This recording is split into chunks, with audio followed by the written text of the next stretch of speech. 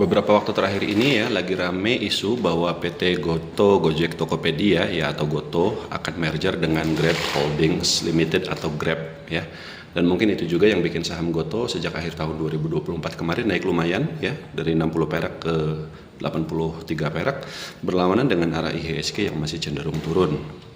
Kemudian meski dari kedua perusahaan belum ada pengumuman resmi, bahkan manajemen Goto kemarin sudah membantah isu merger tersebut, tapi saya percaya bahwa Goto dan Grab pada akhirnya nanti memang akan merger ya. Jadi pertanyaannya, kira-kira dampaknya gimana nih terhadap Goto itu sendiri? Apakah sahamnya bisa naik lebih tinggi lagi? Sayangnya jawabannya tidak. Jadi gini ya, Goto ini kan sebenarnya perusahaan yang sampai hari ini masih rugi terus, dan sejak awal ketika perusahaannya itu IPO kemarin pada tahun 2022 itu kan memang exit strategi para foundernya bukan untuk mengembangkan perusahaannya lebih maju lagi, enggak, justru tujuannya adalah agar foundernya bisa keluar. Dan hari ini 80% saham Goto itu dipegang oleh publik ya, sayang sekali sebenarnya. Kemudian tidak hanya itu, Tokopedia juga sudah dijual ke TikTok ya, untuk di merger dengan TikTok Shop seperti itu. Nah, jadi pertanyaannya sekarang Gojek, berarti kan Goto tinggal pegang Gojek nih. Gojek ini harus diapakan?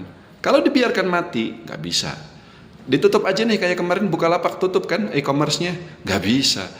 Gimana itu driver, jutaan driver yang Gojek itu nggak bisa ditutup. Satu-satunya jalan adalah dijual. Ke siapa?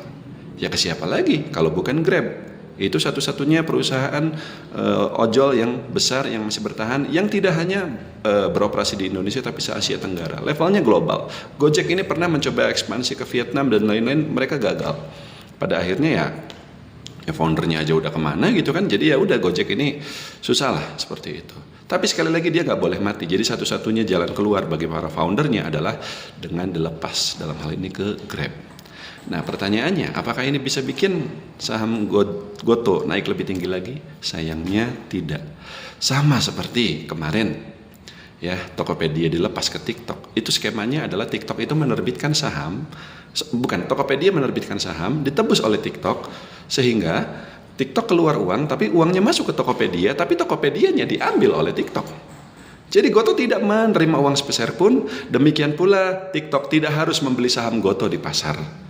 Kemungkinan untuk Gojek juga skemanya sama seperti itu. Jadi ya mungkin sahamnya tetap nggak akan kemana-mana. Dan abis ini ya sudah, Goto menjadi perusahaan kosong yang tidak memiliki operasional. Tokopedia-nya udah nggak ada, Gojeknya pun udah tidak ada.